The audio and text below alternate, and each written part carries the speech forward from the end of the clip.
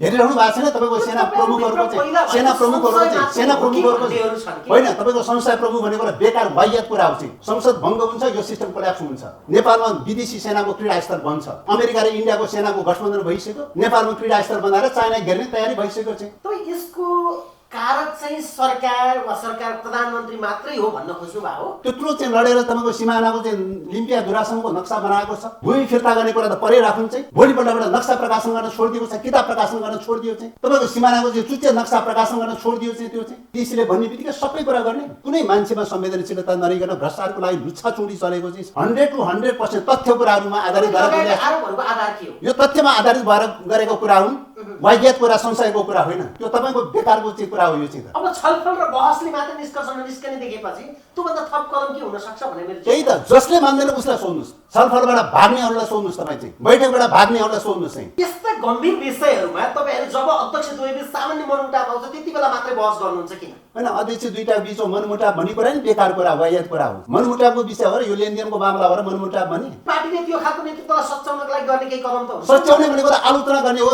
निर्मम गर्ने सङ्घर्ष गर्ने हो बहस गर्ने हो भण्डाफोड गर्ने कुरा हो कमिटीभित्र सकेन भने तपाईँ सार्वजनिक रूपले बहस गर्ने कुरा हो नीतिगत विषयहरूमा बहस गर्ने कुरा हो तर त्यो त मानिरहेको छैन नि त नेतृत्वले अहिलेसम्म नमानेर सोध्नुहोस् न तपाईँको प्रश्न त मान्नेलाई किन सोध्नुहुन्छ नमान्नेलाई सोध्नुहोस् न भ्रष्टाचारी हुँदा हुँदा चाहिँ तपाईँ कोरोना भाइरसको महामारी परिरहेको बेलामा पनि चाहिँ कुनै मान्छेमा संवेदनशीलता नरहिकन भ्रष्टाचारको लागि लुच्छाचुडी चलेको चाहिँ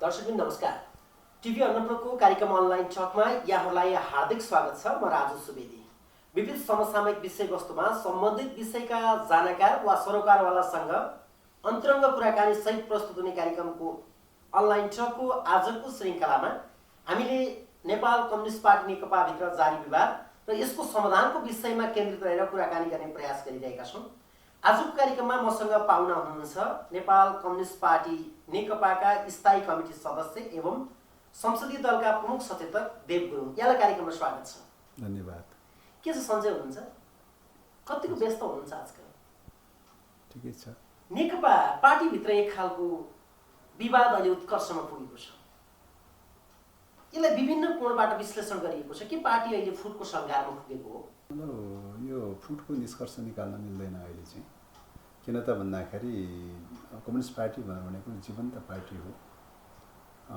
र यो पार्टी भनेको विचारको आधारमा बन्ने पार्टी हो त्यसकारणले विचारको आधारमा बन्ने भएको हुनाले विचारधाराको क्षेत्रमा छलफल बहसहरू चलिरहन्छन् र अहिले सरकार पनि सञ्चालन गर्नुपर्ने अवस्थामा र समाजमा रहेका राज्यमा रहेका मुलुकमा रहेका विद्यमान समस्याहरूको रिफ्लेक्सन चाहिँ तपाईँको कम्युनिस्ट पार्टीमा भइरहन्छ त्यसकारणले यहाँ वर्गीय धरातलमा भइरहेका समस्याहरूको रिफ्लेक्सन चाहिँ पार्टीमा हुने भएको हुनाले त्यसको स्वाभाविक ढङ्गले चाहिँ पार्टीमा बहसहरू चाहिँ चलिरहन्छन् र समाजमा विद्यमान रूपमा रहेका समस्याहरू चुनौतीहरूलाई कसरी सामना गर्ने कसरी फेस गर्दै अगाडि बढ्ने कसरी हल गर्दै सम्बोधन गर्दै अगाडि बढ्ने भन्ने कुराहरूको चाहिँ तपाईँको पार्टीमा आउन स्वाभाविकै कुरा हो त्यसो भएको हुनाले चाहिँ यिनै मतलब समाजमा विद्यमान रूपमा रहेका विचारधाराको क्षेत्रमा राजनीतिक क्षेत्रमा चिन्तन र सोचको क्षेत्रमा देखा परेका जटिलता र समस्याहरूकै रिफ्लेक्सन चाहिँ पार्टीमा हुने भएको हुनाले पार्टीभित्रको बहस छलफल स्वाभाविक र सहज खालको छलफल र बहस हो र यस्तो खालको छलफल र बहसहरू भइरहन्छ र पार्टीलाई रूपान्तरण गर्नलाई अझ नयाँ उचाइलाई एकताबद्ध गर्नका लागि यस प्रकारको बहसहरू आवश्यकता पर्छ त्यस कारणले गर्दाखेरि बहस हुने बित्तिकै छलफल हुने बित्तिकै चाहिँ तपाईँको खालि विभाजनको मात्रै अथवा फुटको मात्रै निष्कर्ष निकाल्ने खालको चाहिँ सोच भनेर भनेको त्यो बेठिक सोच हो भन्ने लाग्छ त्यसो भएको हुनाले यसले अझ नयाँ उचाइमा पार्टीलाई सुदृढ गर्ने एकताबद्ध गर्दै लैजान सक्छ ठ्याक्कै अहिले भएको वैचारिक सैद्धान्तिक बहस हो यो यसलाई पद प्रतिष्ठाको लडाईँ भनेर पनि विश्लेषण गरिरहेछ होइन अब यो त हेर्ने दृष्टिकोणमा निर्भर रहने कुरा हो हेर्ने कुन दृष्टिकोणबाट हेर्ने भन्ने कुरामा निर्भर रहने कुरा हो तपाईँको वर्गीय समाजमा दुई विपरीत वर्गहरूको दृष्टिकोण रहन्छ र नेपाल चाहिँ तपाईँको अर्धसामन्ती र अर्ध औपनिवेशिक अवस्थाबाट गुज्रिँदै आइरहेकोमा चाहिँ तपाईँको सामन्तवाद एक हदसम्म विस्थापित भएको छ एकाधिकार दलाल पुँजीवाद अथवा अर्ध औपनिवेशिक पृष्ठभूमिबाट चाहिँ हुर्किएको चाहिँ एकाधिकार दलाल पुँजीवाद यथावत रूपमा छ एकातर्फ नेपाली जनता छ भने अर्कोतर्फ एकाधिकार दलाल पुँजीवाद, त्यसको जरा भनेर भनेको बहुराष्ट्रिय कम्पनीहरू र त्यसको राजनीतिक प्रतिनिधि भनेर भनेको विश्व साम्राज्यवाद। एकातर्फ विश्व साम्राज्यवाद र उसका एकाधिकार दलाल पुँजीवादी वर्गहरू रहेका हुन्छन् भने अर्कोतर्फ नेपाली जनता रहेको हुन्छ। यो दुईटा बीचको कन्ट्राडिक्सन नै मेजर कन्ट्राडिक्सन हो। त्यसैले यो वर्गीय कन्ट्राडिक्सनमा चाहिँ कुन वर्गीय धरातलबाट हेर्ने भन्ने प्रश्न मेजर प्रश्न हो हैन। अब तपाईको चाहिँ साम्राज्यवाद र उनका एकाधिकार दलाल पुँजीवादले वैचारिक छलफल र वैचारिक बहसमा कहिले पनि उत्रदैन र उनीहरूको कार्यशैली के हो त भन्दाखेरि चाहिँ हरेक कुरालाई चाहिँ तपाईको चाहिँ मतलब प्राविधिक विषयमा लैजाने, रूपमा लैजाने हैन, रूपमा स्ट्रगल गर्ने, रूपमा केन्द्रित गर्ने, साना साना संगठनात्मक विषयहरूमा पदीय प्रश्नहरूमा केन्द्रित गर्ने र रूपको आधारमा लड्ने खालको तरिका अपनाउँछ। रूप भनेर भनेको चाहिँ व्यक्ति व्यक्तिलाई अलग थलग गर्ने, विभाजन गर्ने, फुटाउ र शासन गर भनेर भन्ने यो टाइपको चाहिँ रूपवादमा लड्ने तरिका हुन्छ। र के अरे श्रमजीवी वर्गको चाहिँ तपाईँको उत्पीडित राष्ट्रहरूको समाजवादीहरूको चाहिँ तपाईँको चाहिँ लड्ने मतलब विचार भनेको विचारधारा नै हो। जब विचारधारामा क्राइसिस पर्छ तब मुलुक गत्यारोध भएर जान्छ, मुलुक विकास हुँदैन, गतिशील हुँदैन, अगाडि बढ्न सक्दैन। त्यस कारणले गर्दाखेरि विचारधाराको क्षेत्रमा कहाँ समस्या रह्यो, कहाँ ग्याप रह्यो भन्ने कुराको आधारमा विचारधारामा खोज्ने हो, विचारधारामा बहस गर्ने हो। राष्ट्रियताको समस्या पैदा भयो, विचारधारामा खोज्ने हो। डेमोक्रेसीमाथि सङ्कट आइलायो, विचारधारामा खोज्ने हो। जनजीविका सम्बन्धी समस्यालाई ठिक ढङ्गले हल गर्न खोजेन, विचारधारामा खोज्ने हो चाहिँ। तपाईँको शान्ति प्रक्रियालाई ठिक ढङ्गले हल गर्न सकेन, विचारधारामा खोज्ने हो चाहिँ। तपाईँ भ्रष्टाचार चाहिँ व्याप्त भएर गयो, भ्रष्टाचार कन्ट्रोल गर्न सकेन, विचारधारामा खोज्ने हो चाहिँ। त्यस कारणले गर्दाखेरि चाहिँ तपाईँको चाहिँ अब श्रमजीवी वर्ग मतलब तपाईँको कम्युनिस्टहरू अथवा चाहिँ समाजवादीहरूको चाहिँ र उत्पीडित राष्ट्रहरूको चाहिँ हेर्ने चाहिँ फिलोसफी के हो त, हेर्ने दृष्टिकोण के हो त भने वर्गीय आधारमा चाहिँ हेर्ने कुरा हो, वर्गीय धरातलबाट हेर्ने कुरा हो। त्यो वर्गीय धरातलबाट हेर्दाखेरि चिन्तन र सोच र विचारधारामै खोज्नुपर्छ। कुनै पनि समस्याको जरा ती खोज्नुपर्छ भनेर विचारधाराको कोणबाट बहस सुरु हुन्छ। त्यस कारणले गर्दाखेरि चाहिँ जसले चाहिँ तपाईँको उत्पीडित राष्ट्रको पक्ष लिएको छ, जसले श्रमजीवी वर्गको पक्ष लिएको छ, जसले चाहिँ तपाईँको चाहिँ समाजवादी आन्दोलनको पक्ष लिएको छ, उसले विचारधाराको प्रश्नलाई केन्द्रबिन्दु बनाएर बहस गर्छ। जसले एकाधिकार दलाल पुँजीवादको पक्ष लिन्छ, जसले चाहिँ साम्राज्यवादको पक्ष लिन्छ, जसले साम्राज्यवादको पिछलोको बन्ने खालको चिन्तनबाट गाइडेड हुन्छ, उसले विचारधारामा कहिले पनि डाइभर्ट गर्न खोज्दैन।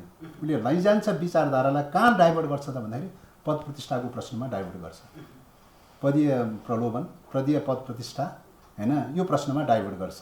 थ्योरीमा लड्न नसकेपछि, विचारमा लड्न नसकेपछि, विचारबाट पराजित भइसकेपछि चाहिँ यस्ता प्राविधिक विषयमा जाने खालको त विश्वव्यापी आम विशेषता नै हो। यो नेपालको सन्दर्भमा मात्रै होइन, विश्वव्यापी आम विशेषता नै हो। त्यसकारणले विचारधारामा पराजित भएका मान्छेहरूले प्राविधिक विषय भन्छन्, पदीय प्रश्न भन्छन्, पदीय भागभण्डा भन्छन्। यसरी चाहिँ विचारधारालाई अवमूल्यन गर्ने र चाहिँ तपाईँको चाहिँ त्यसबाट भाग्ने खोज्ने खालको चाहिँ चिन्तनको उपज चाहिँ तपाईँको प्राविधिक प्रश्न उठाउने त्यो त प्रश्नै छ त। तपाईँको राज्य सञ्चालन गर्न थालेको 3 वर्ष भइसक्यो। तपाईँको पार्टीले भनेको छ समाजवादी क्रान्तिको पूर्वाधार तयार गर्नुपर्छ। समाजवादी क्रान्तिको पूर्वाधार तयार गर्नलाई राष्ट्रिय औद्योगिक पुँजीको विकास गर्नुपर्छ। राष्ट्रिय औद्योगिक पुँजीको विकास नगरिकन समाजवादको ढोका खुल्दैन। अहिले चाहिँ यात्रा गरिरहेको छ, एकाधिकार दलाल पुँजीवादको यात्रा गरिरहेको छ। एकाधिकार दलाल पुँजीवादको संरक्षण गरेर समाजवादमा त कहिले पनि पुग्दैन त। यो त फन्डामेन्टल कुरा हो नि चाहिँ हैन, विश्वव्यापी पुष्टि भएको कुरा हो नि। समाजवादी क्रान्तिको लागि तपाईँको राष्ट्रिय औद्योगिक पुँजीको जग खडा गर्न अनिवार्य छ, आत्मनिर्भरता बनाउन अनिवार्य छ, अर्थतन्त्रमा आत्मनिर्भर बनाउन अनिवार्य छ। कृषि उद्योग लगायतका अत्यावश्यक पर्ने डे टु डे प्रयोग गर्ने खालका अत्यावश्यक पर्ने वस्तुहरूमा न्यूनतम पनि आत्मनिर्भर बनाउन अनिवार्य छ। आफ्नो उत्पादन भयो, नेपालीको उत्पादन भयो भने न समाजवादमा समान ढङ्गले सबैलाई वितरण गर्ने हो। आफ्नो उत्पादन भएन भने विदेशी बहुराष्ट्रिय कम्पनीले लिएर आएको सामान चाहिँ तपाईँको वितरण गरेर समाजवाद त हुँदैन त। त्यस कारणले गर्दाखेरि वस्तु उत्पादन जसको स्वामित्वमा छ, तपाईँको पोलिटिकली रूपले डिसिजन फ्याक्टर चाहिँ डिसिजन गर्ने अथोरिटी चाहिँ त्यसैको हातमा जान्छ हैन। द्वन्द्वात्मक भौतिकवादी चाहिँ ऐतिहासिक भौतिकवादीले त्यो नै भन्छ त, वस्तु उत्पादन नेपालीको साथमा हुन्छ, नेपालको स्वामित्वमा हुन्छ, राज्यको स्वामित्वमा हुन्छ, नेपाली जनताको स्वामित्वमा हुन्छ भने डिसिजन मेकिङको अथोरिटी नेपालीहरूको हातमा हुन्छ। वस्तु अर्काले उत्पादन गरिदिन्छ, अर्काले उत्पादन गरेर लिएर आएर चाहिँ बजारको लागि चाहिँ बिक्री वितरण गर्ने भएपछि त निर्णय गर्ने पोलिटिकली पनि डिसाइड गर्ने अथोरिटी त अर्काको हातमा हुन्छ नि। अनि डिसिजन गर्ने अथोरिटी अर्काको हातमा सुम्पिएर चाहिँ नेपाल कहिले स्वाधीन बन्छ? नेपाल स्वाधीन नबनिकन समाजवादमा कसरी जान सकिन्छ हैन? यो त स्वत सित के अरे सपाट रूपमा प्रश्न छ नि। त्यस कारणले गर्दाखेरि यस्ता थ्योरिटिकल विषयहरूको बारेमा चाहिँ तपाईँको चाहिँ जब ट्र्याक चाहिँ ठिक ढङ्गले ट्र्याक पक्र्दैन, ठिक ढङ्गले ट्र्याक पक्रनका लागि त बहस गर्नुको त विकल्प छैन, छलफल गर्नुको विकल्प छैन, आलोचना आत्मलोचना गर्नुको विकल्प छैन, विचारमा रूपान्तरण गर्नुको विकल्प छैन हैन। त्यसकारण एकता सङ्घर्ष र रूपान्तरण प्रक्रिया त त्यो न हो, विकासको गतिको नियम त त्यो न हो।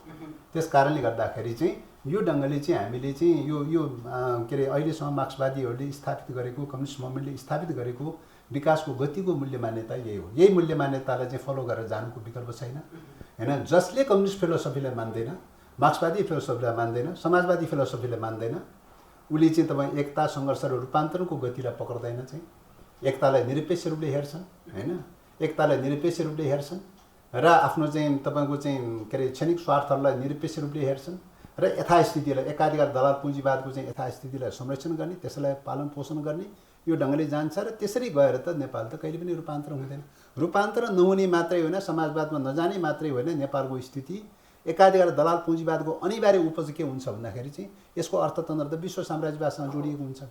विश्व साम्राज्यवादसँग जोडिएको हुनाले विश्व साम्राज्यवादले आफ्नो प्रभुत्व कायम राख्नका लागि चाहिँ उसले के गर्छ त भन्दाखेरि चाहिँ तपाईँको पहिलो विश्वयुद्ध र दोस्रो विश्वयुद्ध विश्व साम्राज्यवादकै उपज हो। त्यसले प्रकारान्तरले तेस्रो विश्वयुद्धमा लैजान्छ। अहिलेको एकाधिकार दलाल पुँजीवादले तेस्रो विश्वयुद्धमा लैजान्छ।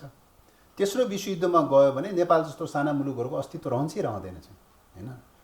र अब नेपालको डेमोक्रेसी त सिद्धिन्छ किनभने विश्वयुद्धमा लैजानलाई मतलब एक प्रकारले फौजी रणनीतिमा लैजानका लागि त यहाँको सिस्टम त भताभुङ पार्नुपर्छ। पहिलो कुरा पार्टीलाई चाहिँ भताभुङ पार्नुपर्छ, दोस्रो कुरा संसदलाई विघटन गर्नुपर्छ, तेस्रो कुरा चाहिँ अहिलेको संविधानलाई सिद्ध्याउनुपर्छ, विघटन गर्नुपर्छ र मात्रै नेपालमा अस्थिरता र अराजकता पैदा हुन्छ। अस्थिरता र अराजकता पैदा गर्न सक्यो भने अनि साम्राज्यवादले क्रीडास्थल बनाउने मौका पाउँछ हैन।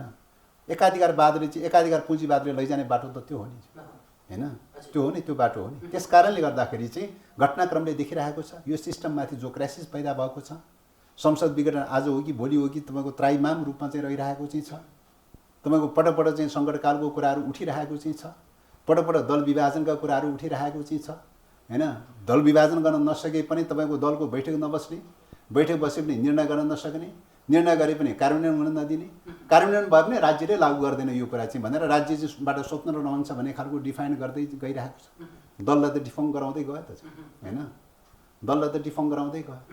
अब मल्टी पार्टी डेमोक्रेसीमा दललाई डिफर्म गराइदिइसकेपछि त सिस्टम त अराजकताको दिशातर्फ जान्छ त हैन, सिस्टम त विस्थापित भएर जान्छ त। त्यस कारणले गर्दाखेरि यो त आउटलुकको प्रश्न हो, विचारधाराको प्रश्न हो, चिन्तन र दृष्टिकोणको प्रश्न हो। यो कुनै पदीय झगडाको प्रश्न होइन चाहिँ, कुनै व्यक्तिगत लेनदेनको मामला होइन चाहिँ।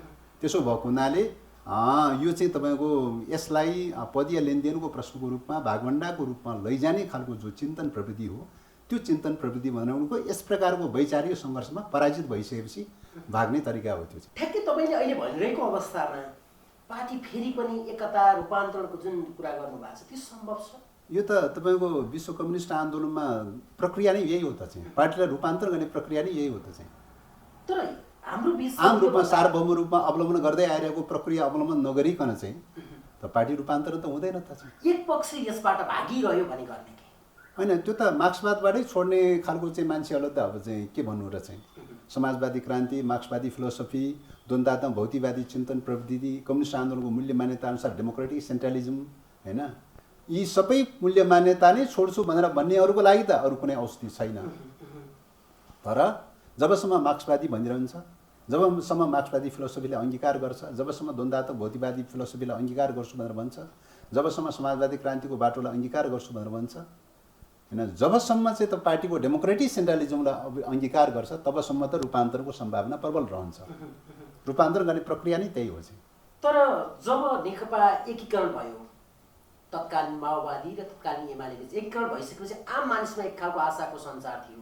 तर पछिल्लो डेभलप भइरहेका यी घटनाक्रमहरू छन् नि, यिनले त अब पार्टी जुन अध्यक्षद्वय बीच पनि एक खालको तिक्तता, त्यो पनि एकदमै सङ्गीन आरोप लगाउने अवस्थामा अगाडि बढ्दै गर्दा अब पार्टी एक रहने अवस्था छँदै छैन भन्नेहरूको बोलवाला बढिरहेछ कि होइन। मान्छेले चाहिँ अब तपाईँको विचार सिद्धान्त, नैतिक आदर्श, मूल्य मान्यता, परम्परागत पद्धति विधिलाई नहेर्ने, कोणबाट हेर्नेहरूले चाहिँ त बहस पनि रुचाउँदैन, छलफल पनि रुचाउँदैन, रूपान्तरण गर्ने विधिलाई पनि अवलम्बन गर्न तयारी हुँदैन होइन। निरपेक्ष प्रकारको एकताको चाहिँ अपेक्षा गर्छन्। विकासको गतिको नियम त चाहिँ तपाईँको निरपेक्ष प्रकारको त हुँदैन त चाहिँ हजुर होइन। निरपेक्ष प्रकारको एकता भने त हुँदैन नि। एकता त सापेक्षतामा हुन्छ, किन पार्टी भनेको त विचारधारा हो। विचारधारा भनेको सही विचार लिन्छ गलत विचार लिन्छ भन्ने कुरा हो चाहिँ होइन। सही विचारको आधारमा तपाईँको पार्टी निर्माण हुने हो चाहिँ होइन। त्यो त तपाईँको रूपमा मात्रै प्रकट हुने हो चाहिँ। पार्टी भनेको त रूपमा प्रकट हुने कुरा हो चाहिँ। सारा त के भन्दा कुन विचारधारा लिने हो, कुन लाइन लिने हो, कुन दिशा लिने हो भन्ने कुरा मेजर प्रश्न हो चाहिँ। त्यस कारणले गर्दा त्यही मेजर प्रश्नको बेसमा चाहिँ तपाईँको के हुने हो त पार्टी निर्माण हुने हो। पार्टी मात्रै खुरुखुरु चाहिँ विचार बिनाको पार्टी मात्रै खुरुखुरु एकता पनि हुँदैन, पार्टी मात्रै खुरुखुरु विभाजन पनि हुँदैन, पार्टी मात्रै खुरुखुरु अगाडि बढ्दा पनि बढ्दैन चाहिँ। त्यो त चाहिँ मान्छे भनेको त विचारको सही विचार या गलत विचार विचारको घोडा हो नि त होइन। पार्टी भनेको मान्छेहरूको जमघट हो नि त होइन, मान्छेहरूको सङ्केतन हो नि त। त्यो त विचारले नै गर्ने हो त त्यो त होइन। विचारविहीन प्रकारको पार्टी एकता हुन्छ हुँदैन भन्दाखेरि त भयो नै भने पनि त्यो त निर्जीव टाइपको हुन सक्ला होइन, अर्थहीन खालको त हुन सक्ला। त्यस कारणले पार्टी भनेको त विचारधारा हो नि, सिद्धान्त हो नि, थ्योरी हो नि, लाइन हो नि। त्यो चाहिँ लाइन अफ लिडरसिप हो नि चाहिँ त्यो त चाहिँ होइन। त्यस कारणले गर्दाखेरि विचारधारामा क्राइसिस पैदा भयो, समाजमा कुनै पनि काम गर्दै गयो समस्या पैदा भयो, चुनौतीहरू पैदा भयो, हल गर्न सकेन। विचारधारामा खोजी गर्नु पऱ्यो, कहाँ चिन्तनमा सोचमा गडबड भयो, कहाँ लाइनमा गडबड भयो, त्यहाँ खोजी गर्नु पऱ्यो चाहिँ। त्यो खोजी त एकजना व्यक्तिले गर्ने कुरा होइन। वर्ग सङ्घर्षको प्रक्रियाबाट आउने विचारहरू चिन्तनहरू सबै तपाईँको चाहिँ पार्टीमा रिफ्लेक्ट भएर आउँछ। त्यसको आधारमा बहस गर्नु पऱ्यो, छलफल गर्नु पऱ्यो, तर्क वितर्क गर्नु पऱ्यो, त्यसको आधारमा संश्लेषण गर्नु पऱ्यो। संश्लेषण गरेर फेरि चाहिँ त्यसलाई चाहिँ व्यवहारमा रूपान्तरणको लागि पहल गर्नु पऱ्यो चाहिँ। व्यवहारबाट फेरि चाहिँ तपाईँको नयाँ नयाँ चुनौतीहरू आउँछ, त्यो कुरा फेरि पार्टीमा रिफ्लेक्ट भएर आउँछ चाहिँ। फेरि बहस हुन्छ, समीक्षा हुन्छ, मूल्याङ्कन हुन्छ, नयाँ ढङ्गले विचारलाई अपग्रेड गरेर चाहिँ विकास गर्ने कुराहरू आउँछ। विचार निर्माण र व्यवहारको बिचमा त यो डायलेक्टिकल रिलेसन हुन्छ नि। यो डायलेक्टिकल रिलेसनलाई त ठिक ढङ्गले ह्यान्डलिङ गरेर जानुपर्छ नि। यही मेथडलाई, यही विधिलाई, यही फन्डामेन्टल प्रिन्सिपललाई नै चाहिँ तपाईँको मानेन, अंगीकार गरेन भनेदेखि त उसले त आइडियोलोजीलाई अस्वीकार गरिरहेको हुन्छ, विचारधारालाई अस्वीकार गरिरहेको हुन्छ भन्ने कुरा आउँछ। सच्चा चाहिँ मार्क्सवादी विचारधारालाई नै अस्वीकार गर्न थाल्यो भनेदेखि त चाहिँ त्यसको त अरू औषधि उपचार त छैन चाहिँ। त्यसो भएको हुनाले अब त्यहाँ चाहिँ हामीले चाहिँ जोडबल के हो त भन्दाखेरि तपाईँको गैर मार्क्सवादी चिन्तनहरू विचलनताहरू पैदा भएको छ भने पनि त्यसलाई चाहिँ तपाईँको सच्याउने, सुधार गर्ने, रूपान्तरण गर्ने प्रक्रिया भनेको सफल अन्तर्क्रिया र बहसकै प्रक्रियाबाट खोज्ने कुरा, अरू ढङ्गले खोजेर हुँदैन चाहिँ। जस्तै पार्टी एकताको एक खालको सहमतीय सिद्धान्तकै आधारमा पार्टी एकता भयो, त्यसपछि पनि विभिन्न खालका मतभेदहरू उत्पन्न भए, विभिन्न खालका डायलगहरू भइसकेपछि तिनको समाधान पनि भयो। बिचमा पछिल्लो पटक अध्यक्ष दुई बिचको विवाद सचिवालयमा आयो, त्यहाँबाट साम्य हुन नसकिसकेपछि अहिले स्थायी कमिटीमा आएको छ, यहाँ त्यहाँको प्रभावशाली सदस्य पनि हो। अब ठ्याक्कै स्थायी कमिटीबाट यसलाई समाधान निकाल्ने सूत्र भने के हुन सक्छ? हैन, त्यो त बाध्य तत्त्वबोधै जायती भनेर भन्छ। स्थायी समितिमा छलफल हुन्छ, बहस हुन्छ, आलोचना आत्मलोचना हुन्छ, एक अर्कोलाई रूपान्तरण गर्ने प्रक्रियामा जान्छ। कहाँ कहाँ समस्याहरू रह्यो, कहाँ कहाँ गत्यारोध पैदा भयो, गत्यारोध हुनुको पछाडिको चाहिँ वैचारिक समस्याहरू कहाँ कहाँ हुन्, त्यहीँ बहस केन्द्रित गर्ने हो कुरा हो, त्यहीँ आलोचना आत्मलोचना गर्ने कुरा हो, त्यहीँबाट रूपान्तरण गर्ने प्रक्रियालाई बल दिने कुरा हो। त्यो अहिले यसपटक अब त्यो रूपले चाहिँ तपाईँको स्थायी समितिबाट हल हुन नसके कतिपय विषयहरू बाँकी रह्यो भने सेन्ट्रल कमिटीमा जान्छ। यो के अरे पार्टीमा दुईवटा महाधिवेशनको सबैभन्दा सर्वोच्च अङ्ग चाहिँ सेन्ट्रल कमिटी हो, सेन्ट्रल कमिटीमा जान्छ। सेन्ट्रल कमिटीबाट हल हुन नसकेको कतिपय विषयहरू चाहिँ तपाईँको कतिपय नीतिगत विषयहरू सार्वजनिक बहसमा जान्छ। सार्वजनिक बहसमा जान्छ, सार्वजनिक बहसबाट आएका कुराहरू सेन्ट्रल कमिटीले टुङ्गो लगाउने या महाधिवेशनले टुङ्गो लगाउने, एक ठाउँबाट फेरि साँठान उठे एउटा प्रक्रियाबाट टुङ्गो लाग्छ। त्यसैले विधि त डेमोक्रेटिक विधि त त्यही हो नि चाहिँ, पार्टीको इनर डेमोक्रेसीको विधि त त्यही हो नि।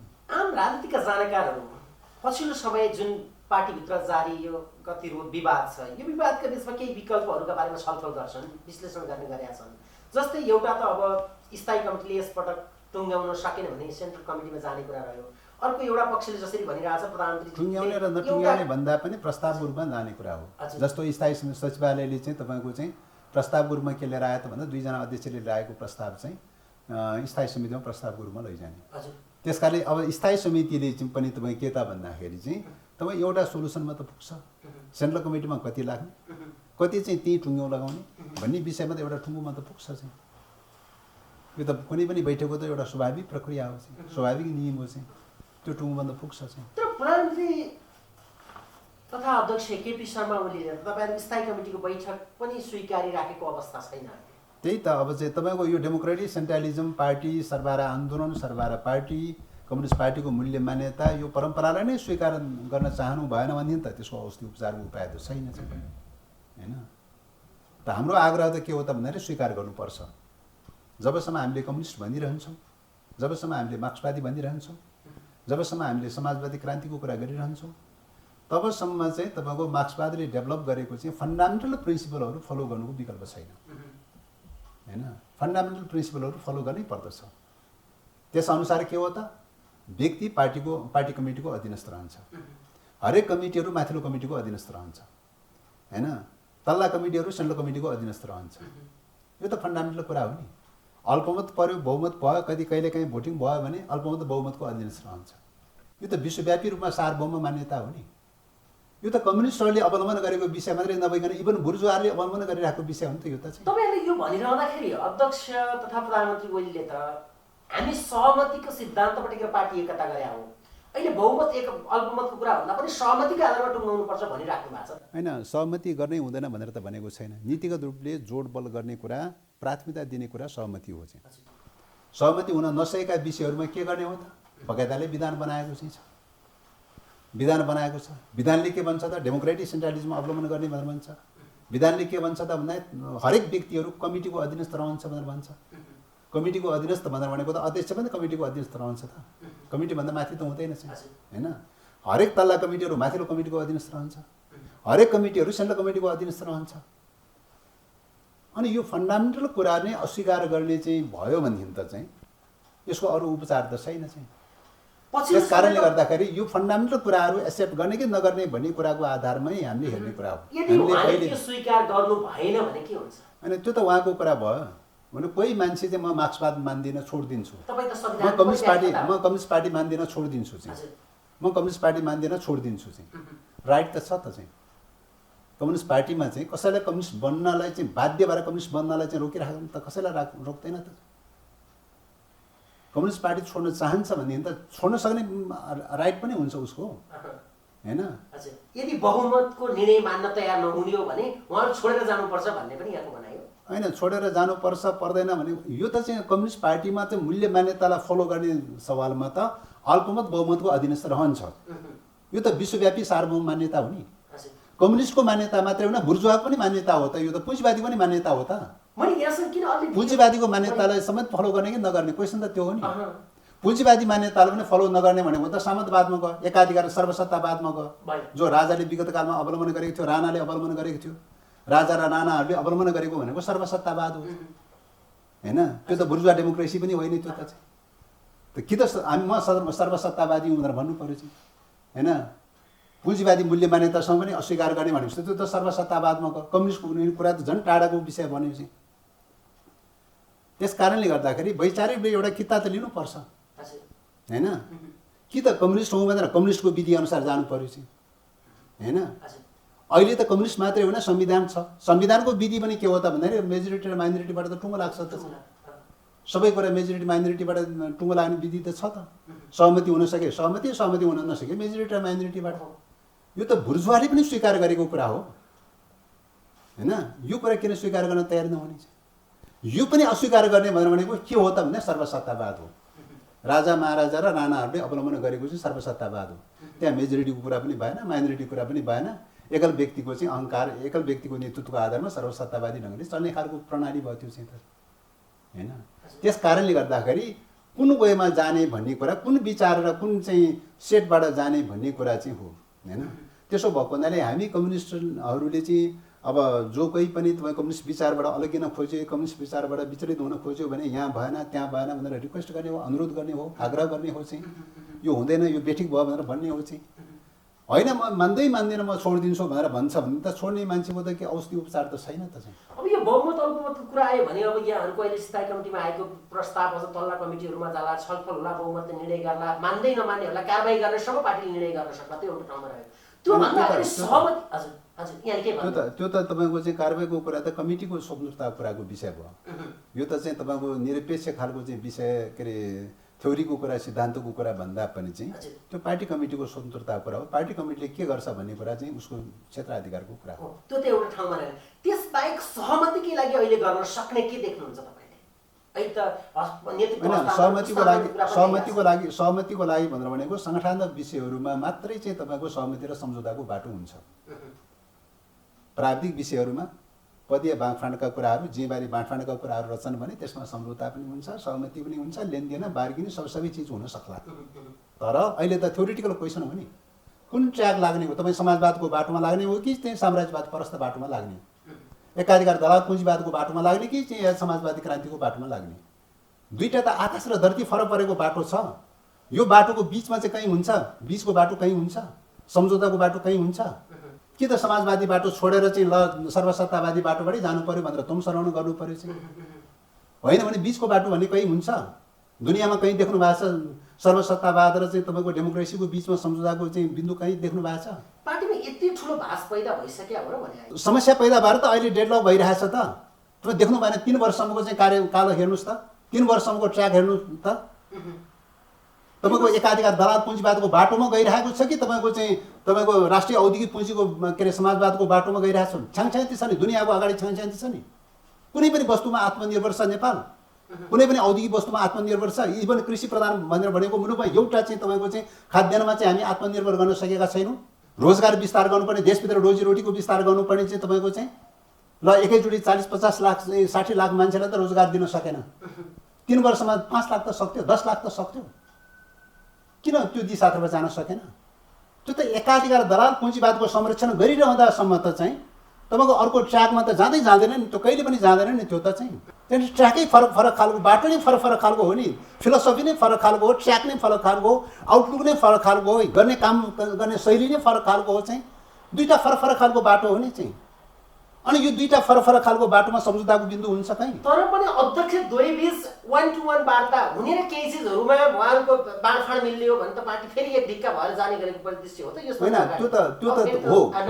त्यो त हिजो चाहिँ तपाईँको पार्टीले जुन कार्यदिशा बनायो त्यो कार्यदिशा अनुसार जान्छ भने आशा विश्वासको आधारमा सङ्गठनात्मक कार्यविभाजनको कुरामा जाने कुरा भयो, सङ्गठनात्मक कार्यविभाजनमा जाने कुरा भयो। अहिले त 2-3 वर्ष बितिसक्यो नि, पार्टी त डिफर्म भएर सिद्धिसक्यो चाहिँ। के कारणले पार्टी डिफर्म भएर सिद्धियो त?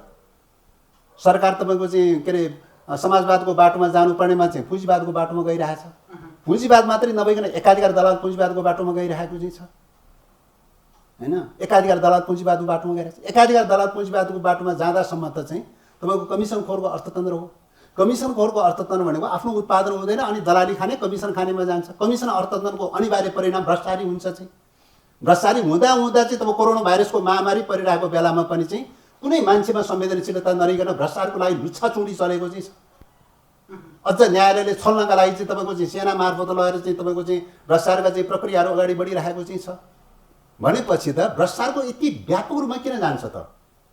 थ्योरीमा खोज्नु पऱ्यो नि, चिन्तनमा कहीँ त्रुटि छ, विचारमा कहीँ त्रुटि छ भनेर खोज्नु पऱ्यो नि। त्यो विचारमा चिन्तन चाहिँ त्यो विचारमा त्रुटि चाहिँ खोज्दाखेरि हामी कहाँ हो त भन्दाखेरि जब त आफ्नो उत्पादन त छैन, राष्ट्रिय उत्पादन त छैन।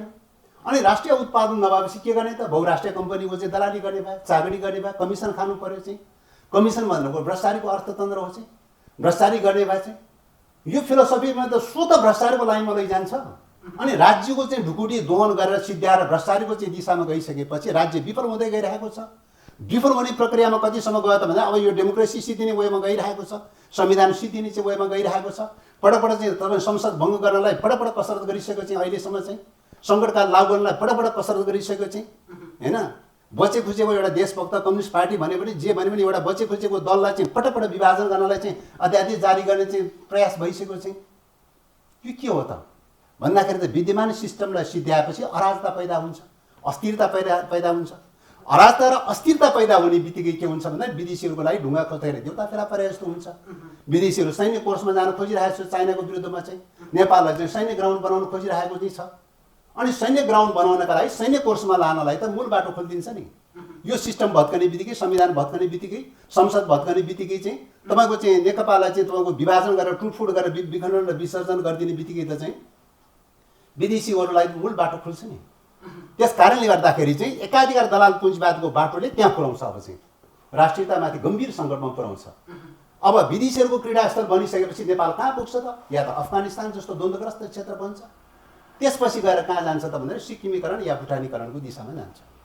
एकाधिकार दलाल पुँजीवादको नियति चाहिँ कहाँ पुग्ने हो त भने, परिणाम कहाँ पुग्ने हो भन्दाखेरि प्रकारान्तर रूपले अफगानिस्तान हुँदै सिक्किमीकरणमा पुग्ने हो। त यसको कारक चाहिँ सरकार वा सरकार प्रधानमन्त्री मात्रै हो भन्न खोज्नु भएको हो? होइन, व्यक्तिगत रूपले को हो होइन त्यो चाहिँ अलग विषय हो। चाहिँ विचारको कुरा हो नि, विचारको सेयरिङ जसले गरेको छ यो ओरिएन्टेसनमा, यो दिशामा लैजानाले विचारले जसले ओरिएन्टेसन गरेको छ, समस्या त त्यहाँ हो नि।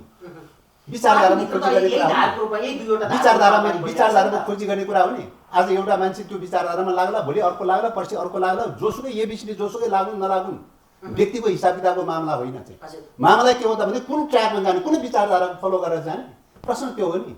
सरकारमा दुवै समूहका मान्छेहरू मन्त्री बनेर गएका छन्। दुवै समूह भन्ने कुरा हुँदैन चाहिँ। यो त पूर्व घटक सिद्ध्याएर चाहिँ तपाईँको एकता भएर चाहिँ नेकपा बनिसकेको अवस्था छ।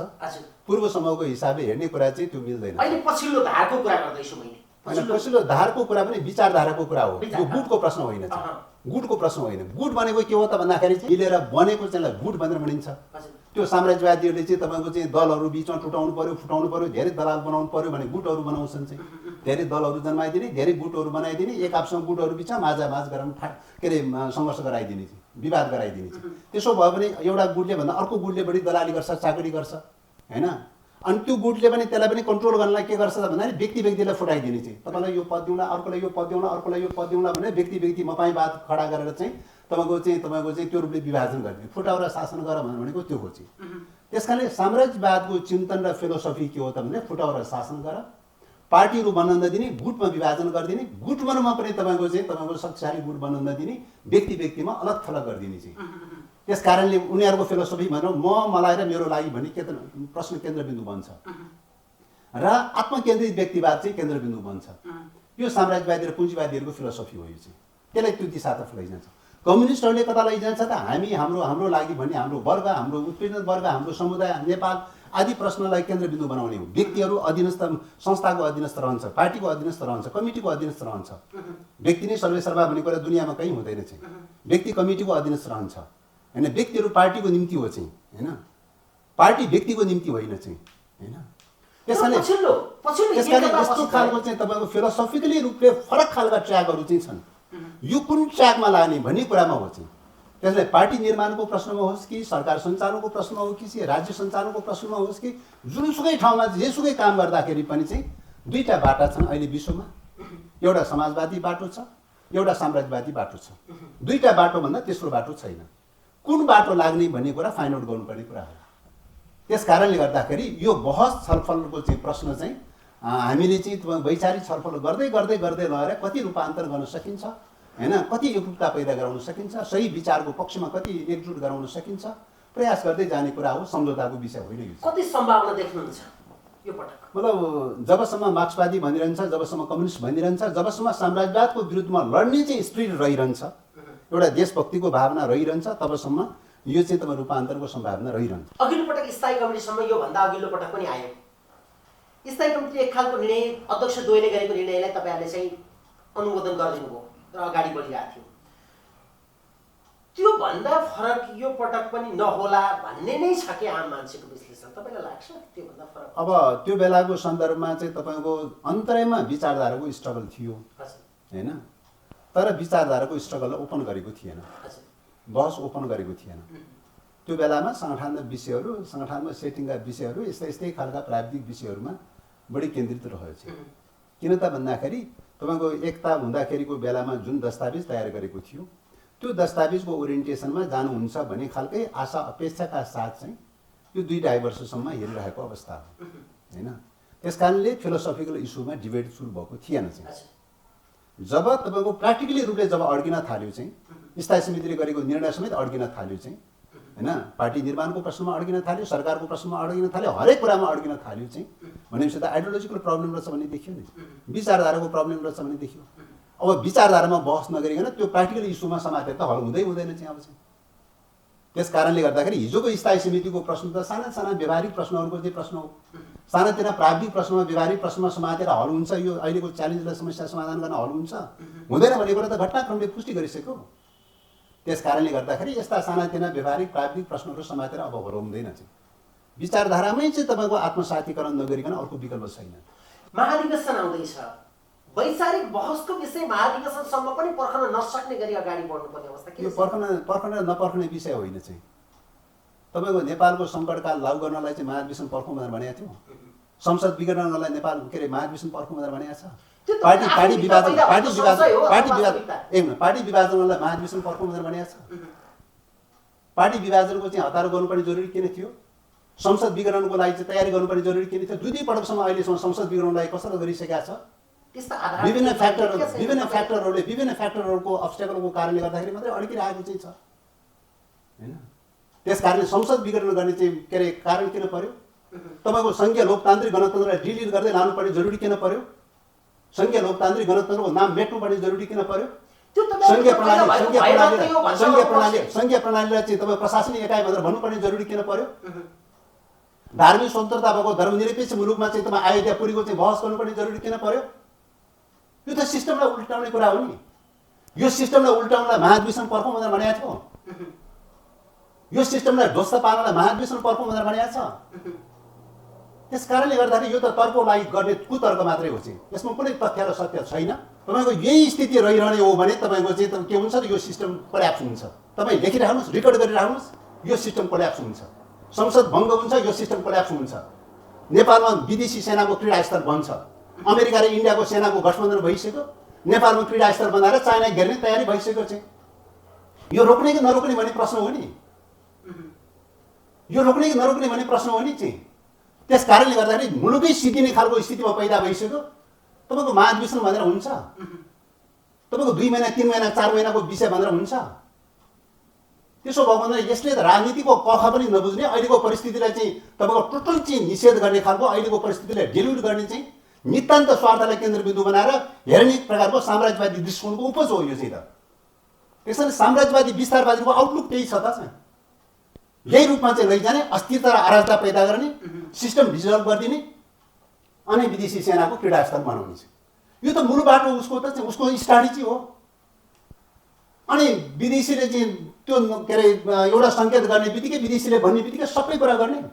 नेपालको राष्ट्रिय औद्योगिक पुँजीको विकास गर्नलाई चाहिँ चिनियाहरूको लगानी त चाहिँ तुलनात्मक रूपले चाहिँ नेपालको राष्ट्रिय औद्योगिक पुँजीको विकास गर्न त कम्फर्टेबल हुन्छ नि। विदेशीले भने त्यो चिनिया प्रोजेक्ट रोक चाहिँ, बिआरआईको प्रोजेक्ट रोक, चिनिया प्रोजेक्ट रोक भन्ने बित्तिकै सबै प्रोजेक्ट ठप छ, रोकिरहेको छ। अहिले चाहिँ कुनै पनि प्रोजेक्ट चालु छैन चाहिँ। किन रोक्नु पर्यो विदेशी के अरे चिनिया प्रोजेक्ट होइन?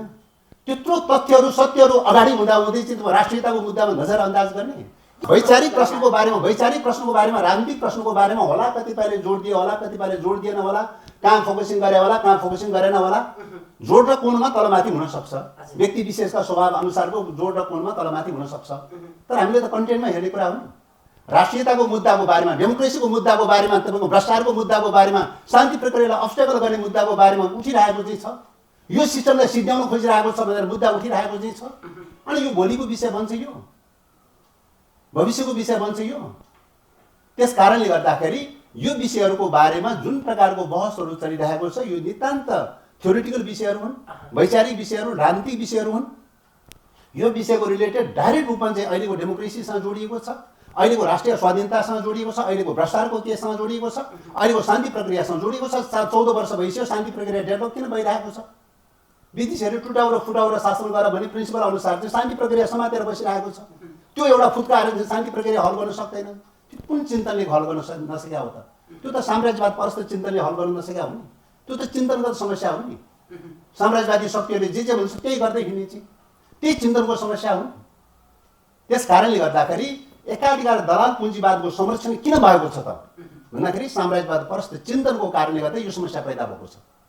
जुन दिन साम्राज्यवाद परस्त चिन्तनबाट मुक्त हुन्छ त्यो दिन चाहिँ तपाईँको एकाधिकार दलाल पुँजीवादलाई संरक्षण गर्ने सोच र चिन्तनबाट पनि मुक्त हुँदै जान्छ र मुलुकलाई स्वाधीन बनाउने, आफैमा आत्मनिर्भर बन्ने, आफैमा चाहिँ तपाईँको चाहिँ आत्मनिर्भर बनेर चाहिँ कृषि औद्योगिक अर्थतन्त्र निर्माण गर्ने दिशामा जान्छ।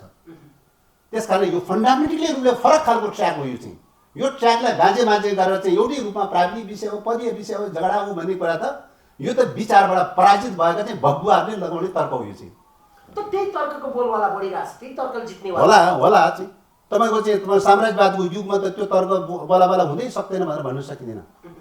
मार्क्सको बेलामा मार्क्स एकजना नै थियो होइन।